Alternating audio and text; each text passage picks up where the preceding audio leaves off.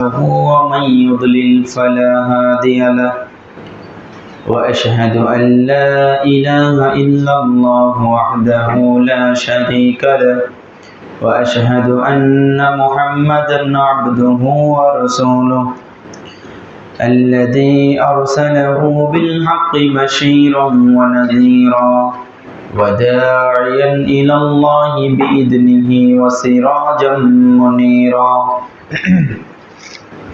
أما بعد فإن خير الحديث كتاب الله وخير الهدي هدي محمد صلى الله عليه وسلم وشر الأمور محدثاتها وكل محدثة بدعة وكل بدعة ضلالة وكل ضلالة في النار. فقد قال الله تعالى في كلامه المجيد والفرقانه الحميد: أعوذ بالله من الشيطان الرجيم. بسم الله الرحمن الرحيم. يا أيها الناس اتقوا ربكم الذي خلقكم من نفس واحدة وخلق منها زوجها وبث منهما رجالا كثيرا ونساء واتقوا الله الذي تساءلون به والأرحام إن الله كان عليكم رقيبا. يا أيها الذين آمنوا اتقوا الله حق تقاته ولا تموتن إلا وأنتم مسلمون. يا أيها الذين آمنوا اتقوا الله وقولوا قولا سديدا يصلح لكم أعمالكم ويغفر لكم ذنوبكم ومن يطع الله ورسوله فقد فاز فوزا عظيما. وقال تعالى في آية أخرى: يا أيها الذين آمنوا لا تتخذوا اليهود والنصارى أولياء إلى الآية. وعن عبد الله بن عمر رضي الله تعالى عنه قال: قال رسول الله صلى الله عليه وسلم: من تشبه بقوم فهو منهم. رواه أبو داود بإسناد حسن. আলহামদুলিল্লাহ, যাবতীয় প্রশংসা সেই মহান রব্বুল আলামিনের জন্য, যে মহান রব্বুল আলামিন আমাদেরকে সাপ্তাহিক ঈদের দিন তথা জুমার দিনে যথাসময়ে মসজিদে এসে ইমামের কাছাকাছি বসে কোরআন এবং সুন্নাহ ভিত্তিক আলোচনা শোনার তৌফিক দান করলেন। সেই রবের দরবারে সাজদাতুল শুকর জানাই। সকলে এক বাক্যে বলি আলহামদুলিল্লাহ। দরুদ ও সালাম বর্ষিত হোক বিশ্ব মানবতার মুক্তির দূত, সমস্ত নবীগণের সর্দার, যার চরিত্রই ছিল পবিত্র কোরআনুল কারীম, যিনি আমাদের জন্য উত্তম পথ প্রদর্শক, যিনি আমাদের আদর্শ, যিনি আমাদের মডেল, যিনি আমাদেরকে জান্নাতের পথ দেখিয়েছেন, যিনি আমাদেরকে কোন পথে হাঁটলে আমরা পথভ্রষ্ট হব সেটা বুঝিয়েছেন, যিনি আমাদের জন্যই হাউজে কাউসারের পানি নিয়ে অপেক্ষায় থাকবেন এবং যিনি আমাদের জন্যই একমাত্র সুপারিশকারী হিসাবে কঠিন কিয়ামতের ময়দানে সিজদাবনত হবেন, তিনি হচ্ছেন আমাদের নবী, আরব্য নবী, সমস্ত নবীগণের সর্দার মুহাম্মাদুর রাসূলুল্লাহ সাল্লাল্লাহু আলাইহি ওয়াসাল্লাম। তার উপর অগণিত দরুদ ও সালাম বর্ষিত হতেই থাক। আমরা এর জন্য আরও একবার দরুদ পড়ি। সকলে আমার সঙ্গে বলেন: আল্লাহুম্মা সাল্লি ওয়া সাল্লিম আলা নাবিয়িনা মুহাম্মদ। সম্মানিত উপস্থিতি, অতঃপর আমি আপনাদের সম্মুখে দণ্ডায়মান আজকে জুমার খুতবায় যে বিষয়টা নিয়ে আলোচনা করব সেটি হচ্ছে বিজাতীয় সংস্কৃতির অপচর্চা এই বিষয়খানার বা এই শিরোনামে আমি আপনাদের সম্মুখে কিছু গুরুত্বপূর্ণ তথ্যবহুল বিবরণী দেওয়ার চেষ্টা করব। ওমা তাওফীকি ইল্লা বিল্লাহ আলাইহি তাওয়াক্কালতু ওয়া ইলাইহি উনীব। আল্লাহ সুবহানাহু ওয়া তাআলা আমাকে বলার এবং আপনাদেরকে ধৈর্যের সাথে শ্রবণ করার, সেই সাথে বক্তা শ্রোতা উভয়কেই আমল করার তৌফিক দান করুন, আল্লাহুম্মা আমিন। সম্মানিত উপস্থিতি, বিজাতীয় সংস্কৃতি অনেক চলমান আমাদের সমাজে। বিজাতীয় সংস্কৃতির মধ্যে রয়েছে সেকুলারিজম, কমিউনিজম, ডেমোক্রেসি, এ ধরনের কিছু ইজম রয়েছে, মতবাদ রয়েছে, যেগুলো আপনার ইচ্ছায় কিংবা অনিচ্ছায় আপনি এগুলোর সাথে অলরেডি ইনক্লুডেড, আপনি যুক্ত হয়ে গেছেন ইচ্ছায় কিংবা অনিচ্ছায় বিজাতীয় সংস্কৃতির সাথে।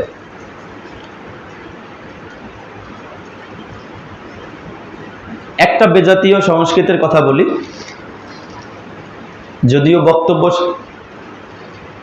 যেটা বলছি সম্পর্ক থাকা সত্ত্বেও এ বিষয়ে আলোচনা করার কোনো ইচ্ছা নেই, অন্য কোনো বিষয়ে আসবে, মানে এটা একটা পার্ট হতে পারে। সেটি হচ্ছে ডেমোক্রেসি। এটা একটা বিজাতীয় সংস্কৃতি। ডেমোক্রেসি কি? সেটা হচ্ছে গণতন্ত্র। গণতন্ত্র কি? আব্রাহাম লিঙ্কন 1863 সালে এটার একটা আধুনিক একটা ব্যাখ্যা দেন। Democracy is the government of the people, for the people, by the people. গণতন্ত্র এমন একটা শাসন ব্যবস্থা, যে শাসন ব্যবস্থার মধ্যে জনগণেই এই শাসন ব্যবস্থা চালাতে গিয়ে, জনগণকে চালাতে গিয়ে জনগণেই এটাকে প্রণয়ন করবে, জনগণের দ্বারাই চলবে এবং জনগণেই সব কিছু নিয়ন্ত্রণ করবে। অর্থাৎ এক বাক্যে যদি আমি বলতে চাই যে জনগণেই সকল ক্ষমতার উৎস। নাউজুবিল্লাহ, জোরে নাউজুবিল্লাহ বলেন। যার কারণে আমাদের নেতা নেত্রীগণ ফজরের সালাত জামাতের সাথে আদায় করে, কোরআন তেলাওয়াত করে, এরপর আরো অনেক ভালো ভালো কর্ম করে, এরকম ভালো ভালো আমল করার পরেও আমাদের নেতা নেত্রীগণ বলেন সমস্ত ক্ষমতার উৎস হলো জনগণ। সমস্ত ক্ষমতার উৎস কে বলেন দেখি? আল্লাহ তাআলা। তো আপনি কতটুকু শিক্ষা অর্জন করেছেন কি করেননি? এখানে অনেক শিক্ষিত মানুষ আছে, আবার অনেকেই আপনারা দাবি করেন যে আমরা শিক্ষা অর্জন করিনি।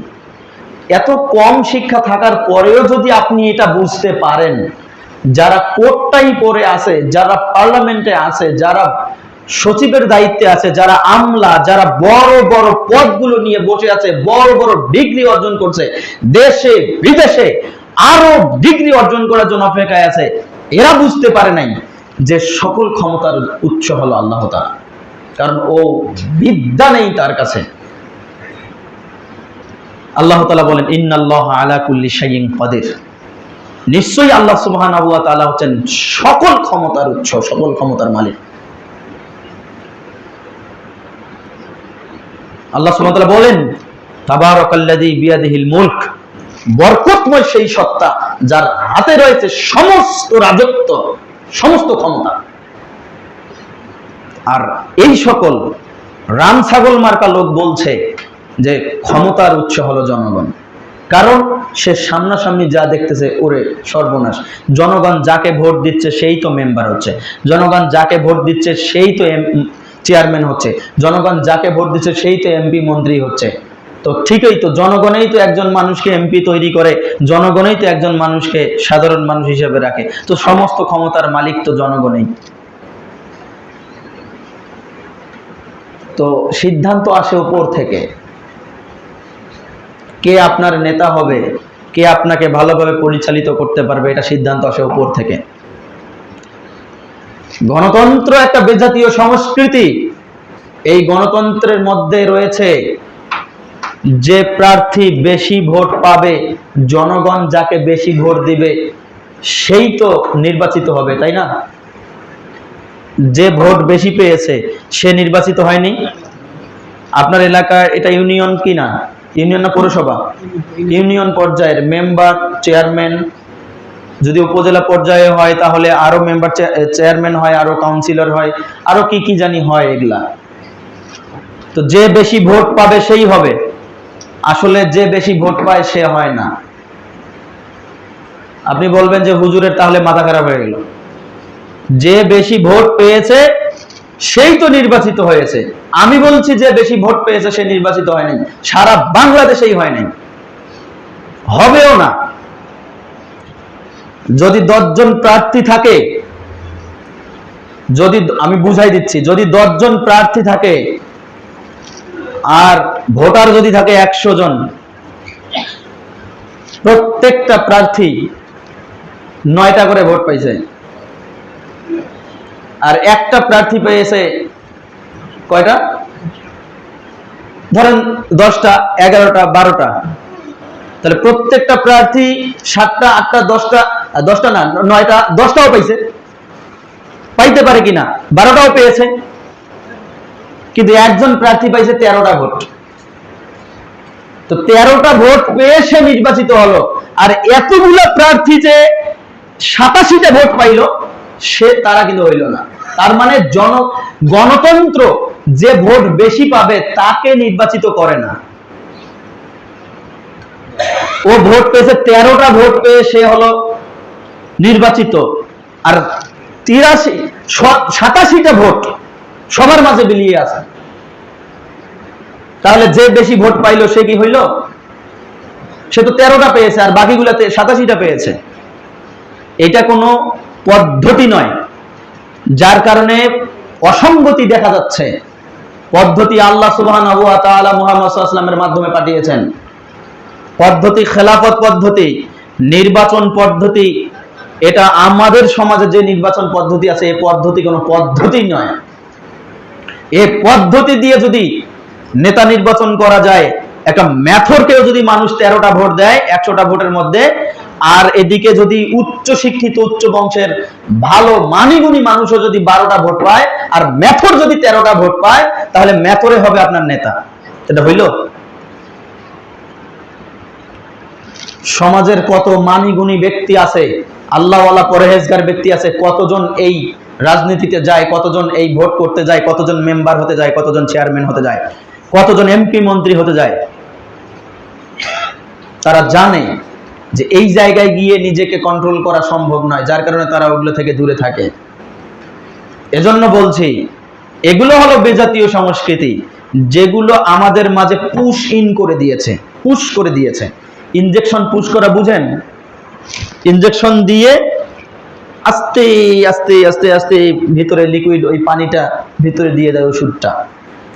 ধীরে ধীরে ধীরে ধীরে ধীরে এই বেজাতীয় সংস্কৃতি আমার এই মুসলিম জাতির কাছে পুশ করে দিয়েছে, আর এই মুসলিম জাতি এখন এগুলো খাচ্ছে। মুসলিম জাতির বুঝার কোনো ক্ষমতা নেই, মুসলিম জাতির এগুলো অ্যানালাইসিস করার মতো কোনো ক্ষমতা নেই। এ জাতিকে খাদ্যে, এ জাতিকে আবহাওয়া, পরিবেশ, এ জাতিকে যাবতীয় বিষয় দিয়ে দুর্বল করে রেখেছে। আপনি অ্যানালাইসিস করেন, ওই ইহুদি এবং খ্রিস্টানরা যেভাবে আপনার আমার দৈহিক শক্তিকে লেস করে দিয়েছে, যেভাবে আপনার আমার মেধা শক্তিকে কমিয়ে দিয়েছে, যেভাবে আপনার আমার পরিবারের মধ্যে ভ্রাতৃত্ব, পরিবারের মধ্যে ভালোবাসা, পরিবারের মধ্যে যত রকম মায়া মোহাব্বত রয়েছে এগুলো তুলে দিয়েছে, তাদের আরো মাস্টার প্ল্যান রয়েছে। তারা এগুলোর মাধ্যমে আরো কিছু সহজলভ্য করার মাধ্যমে এই পরিবারের সবকিছু, আমাদের এই মুসলমানের সমাজের সবকিছুকে তারা ধ্বংস করে দিয়ে তাদের মতো আমাদেরকে তৈরি করবে। এ মুসলমানের মুখে থাকবে দাড়ি, অন্তরে ঈমান থাকবে না। এ মুসলমান নামাজ পড়বে, অন্তরে ঈমান থাকবে না। এ মুসলমান টুপি পরবে, অন্তরে কোনো ঈমান থাকবে না। এ মুসলমান পাঞ্জাবি পরবে, অন্তরে কোনো ঈমান থাকবে না। এ মুসলমান সব ভালো কাজ করবে, তবুও অন্তরে কোনো ঈমান থাকবে না। এ মুসলমান ঈমানকে হরণ, ঈমানকে একেবারেই বিসর্জন দিবে, ঈমানকে একেবারেই বিক্রি করে ফেলবে ওই ইহুদি এবং খ্রিস্টানের নিকটে। যেভাবে এখন আমার যুবক সমাজ, এখন আমার মুরব্বী সমাজ যেভাবে তাদের ঈমানকে ওই ইহুদি এবং খ্রিস্টানদের নিকটে বিক্রি করেছে। কিভাবে বিক্রি করলো? নিজের জমি বিক্রি করে 7 কিলোমিটার রাস্তা, 7 কিলোমিটার দূরত্বে একটা পতাকা তৈরি করছে, নিজের জমি বিক্রি করে, নিজের গরু বিক্রি করে, স্ত্রীর গহনা বিক্রি করে, জার্সি কিনেছে, একটা অটো গাড়ি কিনেছে, গাড়ি কেনার পরে সেই গাড়িটা তার প্রিয় দলের রং দিয়ে রাঙিয়ে দিয়েছে। নিজের অর্থ খরচ করে ওই ইহুদি এবং খ্রিস্টানদের দেশের পতাকাকে এত বড় করতেছে। নিজের অর্থ খরচ করে জমি বিক্রি করে, কয়েক বিঘা জমি বিক্রি করে, এরকম ভাবে ইহুদি এবং খ্রিস্টানদের ভালোবাসা অন্তরে লালন করতেছে। আপনি বুঝতে পারতেছেন না? যে ঈমান আপনাকে নামাজে নিয়ে আসে এবং ওই ঈমানেই রাত 1টার মধ্যে প্রিয় দলের খেলা হলে রাত 1টার মধ্যে উঠে গিয়ে আপনি খেলা দেখতে যান, আপনি মনে করছেন আপনি ঈমানদার? ভুল সিদ্ধান্ত, ভুল হিসাব। জীবনে কোনোদিন রাত 3টায় উঠে আপনি সালাত আদায় করেননি। প্রিয় দল আর্জেন্টিনা ব্রাজিলের খেলা হলে রাত 3টা কেন, রাত 3:30 হলে উঠে গিয়ে আপনি টিভির সামনে বসে গেছেন। কোনদিন ফজরের সময় আপনাকে জাগানো যায়নি। ফজরের আজান হয়ে গিয়েছে, সকাল হয়ে গিয়েছে, রোদের তাপ, তারপর আপনি ঘুম থেকে উঠেছেন। প্রিয় দলের খেলা হচ্ছে, অন্তরে লালন করছেন আর্জেন্টিনা, অন্তরে লালন করছেন ব্রাজিল, অন্তরে লালন করছেন ফ্রান্স, অন্তরে লালন করছেন জার্মানি, অন্তরে লালন করছেন ইহুদি খ্রিস্টান। চিন্তা করবেন না কিয়ামতের মাঠে এই সকল ইহুদি খ্রিস্টানদের সাথেই আপনার উঠা বসা হবে। সম্মানিত উপস্থিতি, অন্তরে যেটাকে লালন করলেন ওইটা আপনাকে আর মুখে বলার প্রয়োজন নেই যে আমি ইহুদি হয়ে গেলাম, আমি খ্রিস্টান হয়ে গেলাম। আপনি অটোমেটিক ইহুদি এবং খ্রিস্টান হয়ে গেছেন। তা না হলে নবী মুহাম্মদ সাল্লাল্লাহু আলাইহি ওয়াসাল্লাম এই কথা কখনো বলতো না, তাবুদুল কাবাইরি উম্মতি বিল মুশরিকিন, আমার উম্মত ইহুদি এবং খ্রিস্টানদের সাথে, মুশরিকদের সাথে মিলে যাবে। মুশরিকদের সাথে মিলে যাবে মানে এ কথা আপনি বুঝতে পারেননি।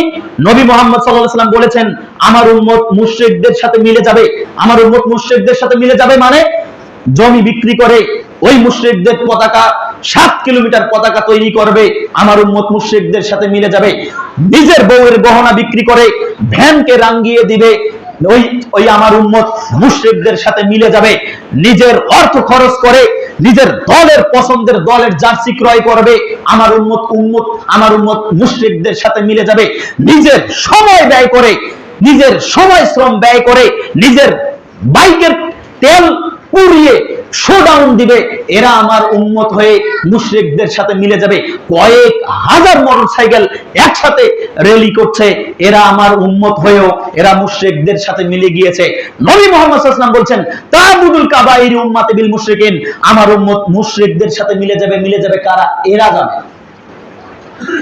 আপনি অন্তরে লালন করছেন মেসি, নেইমার, রোনালদো, অন্তরে লালন করছেন ইহুদি এবং খ্রিস্টান। এই ইহুদি এবং খ্রিস্টানকে আপনার মনে নাই? লজ্জা নেই আপনার? হায়া নেই আপনার? শরম নেই আপনার? এই ইহুদি, যে ইহুদি, সকালে একটা ডকুমেন্টারি দেখলাম, একটা বিশ্বস্ত একটা গণমাধ্যম, কাতার ভিত্তিক গণমাধ্যম আল জাজিরার একটা রিপোর্ট দেখে গা শিউরে উঠলো। এখনো যে আমার ফিলিস্তিনের ভাই ও বোনদেরকে যেভাবে হয়রানি করছে, যেভাবে কারাগারে বন্দী রাখছে, মেয়েদেরকে তারা যৌন হয়রানি করে, উলঙ্গ করে, ধর্ষণ করে, এইটা আবার তারা সোশ্যাল মিডিয়াতে এইটা আবার তারা প্রচার করছে, এরা হলো ইহুদি। আমার মুসলমান বোনকে এরা আমার মুসলমান বোনকে ধর্ষণ করে, সেই ইহুদির সাপোর্টার আপনি।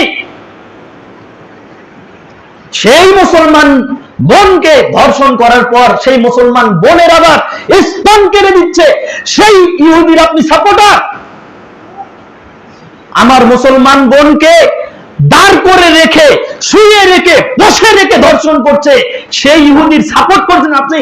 রাত 3টার সময় খেলা হয়, সেই খেলা দেখছেন আপনি। রাত 1টায় আজকে খেলা উদ্বোধন হয়েছে, এই খেলা আপনি দেখেছেন। আপনাকে আমি কিভাবে মুসলমান বলি? নবী মুহাম্মদ সাল্লাল্লাহু আলাইহি ওয়াসাল্লাম বলেন তা'বুদুল কাবাইরি উম্মতি বিল মুশরিকিন, আমার উম্মত মুশরিকদের সাথে মিলে যাবে। আপনি গিয়েছেন মুশরিকদের সাথে মিলে, আমি যাইনি। আপনি আপনার আভিজাত্যকে বিসর্জন দিয়েছেন, আমি দেইনি। আমি যদি ওই মেসির, আমি যদি ওই আর্জেন্টিনার, আমি যদি ওই ব্রাজিলের, আমি যদি ওই পর্তুগালের, আমি যদি ওই বিজাতীয় কোনো ব্যক্তির যদি কোনো জার্সি পাই, পায়ের নিচে পিষা দিব আমি। আবার এটা চিন্তা করব যে ওই জার্সি আমি পায়ের নিচে পিষা দিয়ে আমি আমার পাকে নোংরা করছি কিনা, এটাও চিন্তা করব। আপনি কোন মুসলমান? নবী মুহাম্মদ সাল্লাল্লাহু আলাইহি ওয়াসাল্লাম বলেন, আবু দাউদ 4043 নম্বর হাদিস, হাদিস বর্ণনা করেছেন আব্দুল্লাহ ইবনে আমর রাদিয়াল্লাহু তাআলা আনহু। তিনি বলেন, রাসূল সাল্লাল্লাহু আলাইহি ওয়াসাল্লাম বলেছেন, মান তাশাব্বাহা বিকওমিন ফাহুয়া মিনহুম, যে ব্যক্তি কোন জাতি কোন কওমের সাথে সাদৃশ্য বহন করে, ওই ব্যক্তি ওই জাতি ওই কওমের সাথে মিলে যায়। আপনার আচরণ, আপনার চলাফেরা, আপনার ভাবভঙ্গি যদি মুসলমান সংস্কৃতির সাথে থাকে, কিয়ামতের মাঠে মুসলমানদের কাতারে থাকবেন। আর আপনার চলাফেরা, আপনার আচরণ, আপনার যাবতীয় বিষয় যদি ইহুদি এবং খ্রিস্টানদের সাথে হয়, চিন্তা করবেন না কিয়ামতের মাঠে ইহুদি এবং খ্রিস্টানদের লাইনেই আপনি দাঁড়াবেন। এটা কিভাবে সম্ভব হয়? কিভাবে সম্ভব হয়? নিজের বাপের টাকায়, নিজের উপার্জিত টাকায়, নিজের পরিশ্রমের টাকায় কিভাবে আপনি একটা ইহুদি এবং খ্রিস্টানদের মতো দেশের, যারা আমাদেরকে সব সময় ঘৃণা করে, আমাদেরকে সব সময় পদদলিত করার চেষ্টা করে, যারা ইহুদি এবং খ্রিস্টানরা মুসলমানদের কখনো বন্ধু হতে পারে না, তারা মুসলমানদেরকে সব সময়, আমি যদি আদর্শ পরিবার নিয়ে এখানে কোনদিন খুতবা দিয়েছি বলে আমার মনে হচ্ছে না, যদি আদর্শ পরিবার নিয়ে কোনদিন খুতবা দেই, তাহলে সেদিন আমি আপনাদেরকে প্রমাণ করে দেব কিভাবে আপনার দৈহিক ক্ষমতা, মানসিক ক্ষমতা, আপনার ব্রেন, কিভাবে আপনার পরিবার কি অবস্থাতে তারা কি কুচক্রি করে, এগুলো আপনার আমার মুসলমানদের পরিবার, মুসলমানদের শারীরিক ক্ষমতা, মুসলমানদের নলেজ, মুসলমানদের জ্ঞান কিভাবে তারা লেস করে দিচ্ছে, এটা আমি আদর্শ পরিবার নিয়ে যদি কোনোদিন বক্তব্য দিই, তাহলে সেদিন এটা আমি স্পষ্ট করব। যে ইহুদি এবং খ্রিস্টানরা একত্র হয়ে মুসলমানদেরকে কচু কাটা করছে, যে ইহুদি এবং খ্রিস্টানরা তারা একত্র হয়ে তারা মুসলমানদের সম্ভ্রম, মুসলমানদের ইতিহাস, মুসলমানদের ঐতিহ্য, মুসলমানদের যাবতীয় বিষয়কে যারা পদদলিত করতেছে, সেই ইহুদি এবং খ্রিস্টানদের, সেই মুশরিকদের আপনি কোন সাহসে, কোন লজ্জায়, কোন ঈমানে আপনি সাপোর্ট করেন? নিজেরাই বলা বলি করেন আপনারা, তুমি কোন দল সাপোর্ট করো, তুমি কোন দল সাপোর্ট করো, মানে এই কথা বললেন কেন? এই কথা বলার অধিকার আপনার নেই। কোন দল সাপোর্ট করো মানে? তো এই কথা বলার পরে আপনি আবার আমাকে বলবেন যে হুজুর সৌদি আরব তো খেলতেছে। সৌদি আরব মানে কাবার ইমাম সাহেব খেললেও খেলা হারাম। কাবার যত ইমাম আছে সকল ইমাম যদি এই খেলা খেলে, তারপর ওই খেলা হলো হারাম।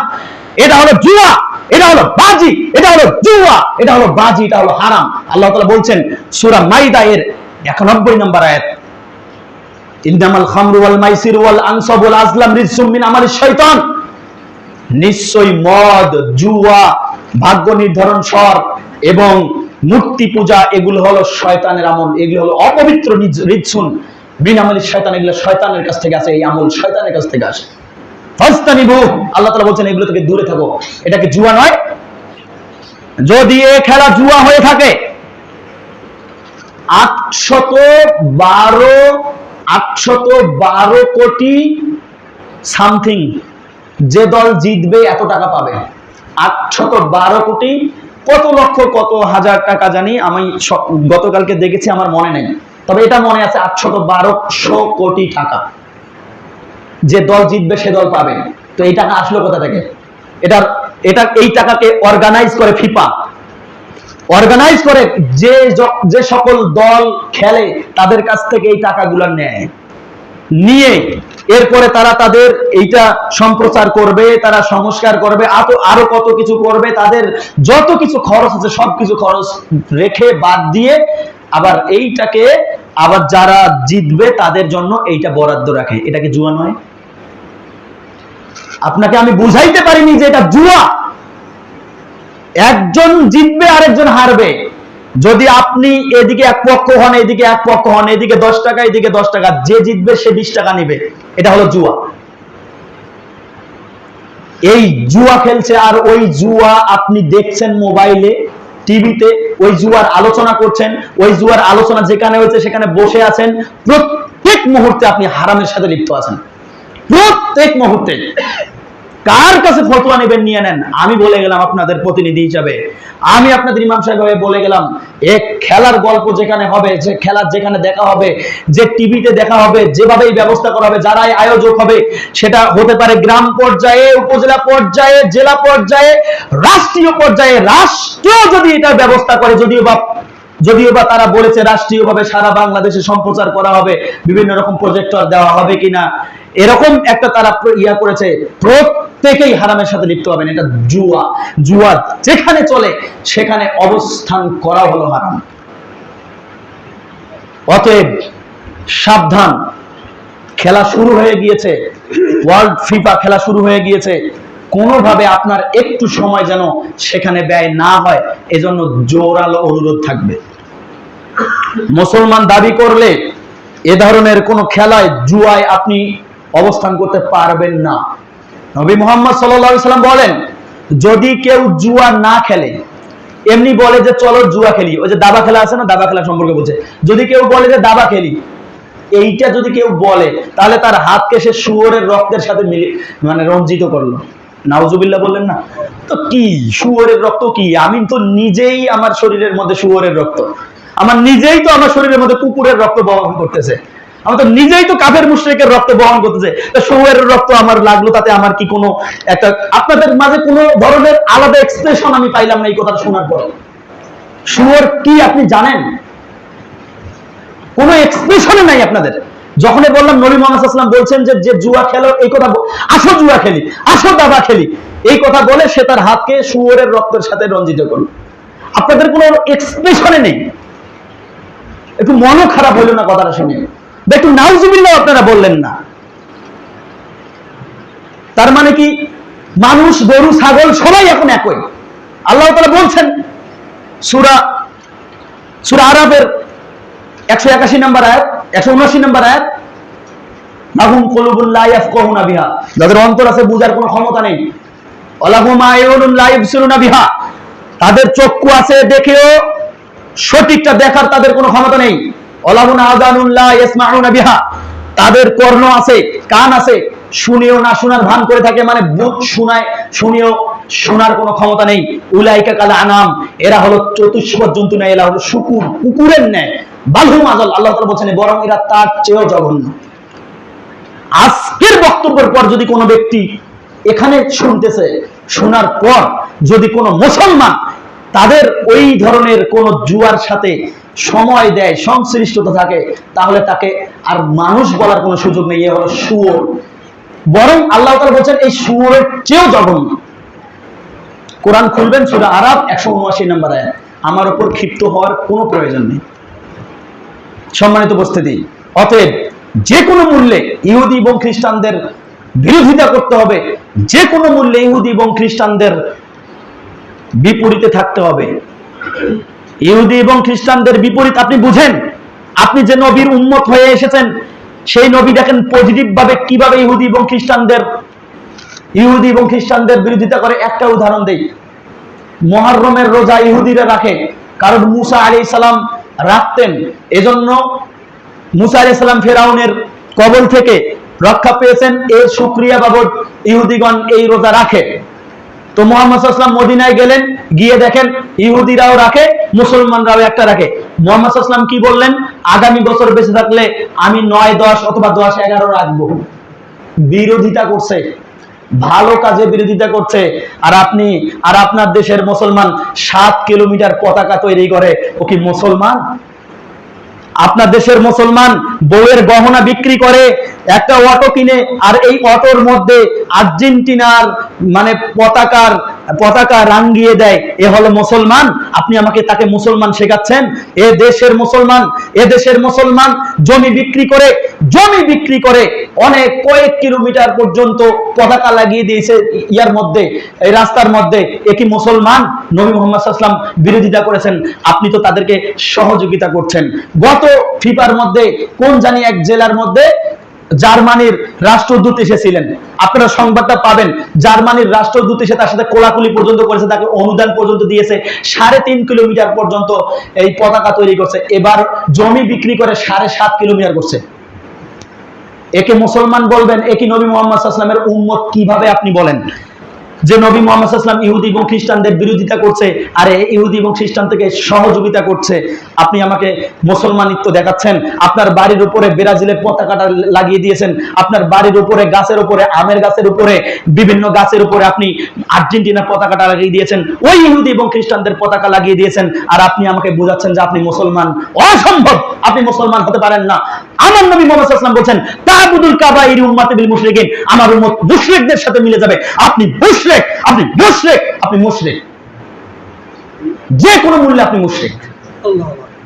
সম্মানিত উপস্থিতি, এজন্য বলছি যে কোনো মূল্যে ইহুদি এবং খ্রিস্টানদের বিরোধিতা করতে হবে, করতেই হবে। আজকে গিয়ে যদি ঈমান থাকে, যে জার্সি কিনেছেন সে জার্সি পুড়ে ফেলবেন, আগে পায়ের মধ্যে পদদলিত করে তারপর পুড়ে ফেলবেন। এরা হলো ইহুদি, এরা হলো খ্রিস্টান। যে পতাকা কিনছেন, যে পতাকা উপরে ঝুলিয়েছেন, পতাকা উপরে ঝুলাতে গিয়ে আমার দেশের তরুণ বিদ্যুৎ শক খেয়ে মরে গিয়েছে, ওখানে দেখা হবে কিয়ামতের মাঠে ইনশাআল্লাহ। এ তো খুব ভালো কাজ করতে গিয়ে মারা গেছে না? পতাকা লটকাতে গিয়েছে গাছের উপরে, বৈদ্যুতিক তার ছিল, শক খেয়ে ওখানে মারা গিয়েছে। তো নবী মুহাম্মদ সাল্লাল্লাহু আলাইহি ওয়াসাল্লাম বলছেন, যে ব্যক্তি যে হালতে মারা যাবে ওই ব্যক্তি ওই হালতে উঠবে। বলেন তো এখন এ কোন হালতে উঠবে? এ কি মুসলমানের হালতে উঠবে? সাবধান, আপনাদের যাদের সন্তান এই কাজ করছে, আজকে এখান থেকে যাওয়ার পরে সিদ্ধান্ত হবে ওগুলোকে পুড়ে ফেলতে হবে। কোনো কথা নাই, আগে পুড়ে ফেলতে হবে। সন্তান যদি এটার জন্য মন খারাপ করে, লাঠি দিয়ে পিঠে পা ভেঙে ফেলতে হবে, তাহলে বুঝবো আপনি একটা যোগ্য পিতা। তা না হলে আমি বুঝবো আপনার দেহের মধ্যে শুকুরের রক্ত আছে, দেহের মধ্যে কুকুরের রক্ত আছে, কারণ আপনার দেহের মধ্যে মুহাম্মদ সাল্লাল্লাহু আলাইহি ওয়াসাল্লামের রক্ত নেই। আপনার দেহে ইহুদি খ্রিস্টানের রক্ত আছে, আপনার দেহে ইব্রাহিমের রক্ত নেই। এটা আমি বুঝে নিব। আর সর্বোপরি আল্লাহ তো আছে, হিসাব বুঝে নেবে, হিসাব কষে নেবে, বিচারের দিন আছে। আল্লাহ তাআলা আমাদেরকে সঠিকটা বোঝার তৌফিক দান করুন, আমিন। আলহামদুলিল্লাহি ওয়াহদা ওয়াসসালাতু ওয়াসসালামু আলা মান লা নাবিয়্যা বা'দা ওয়া আলা আলিহি ওয়া আসহাবিহি ওয়া মান তাবিআহুম বিইহসানিন ইলা ইয়াউমিদ্দিন, আম্মা বা'দ। আমরা সকলে দরুদ ইব্রাহিম পড়ি। আল্লাহুম্মা সাল্লি আলা মুহাম্মাদ ওয়া আলা আলি মুহাম্মাদ কামা সাল্লাইতা আলা ইব্রাহিম ওয়া আলা আলি ইব্রাহিম ইন্নাকা হামিদুম মাজিদ। আল্লাহুম্মা বারিক আলা মুহাম্মাদ ওয়া আলা আলি মুহাম্মাদ কামা বারাকতা আলা ইব্রাহিম ওয়া আলা আলি ইব্রাহিম ইন্নাকা হামিদুম মাজিদ।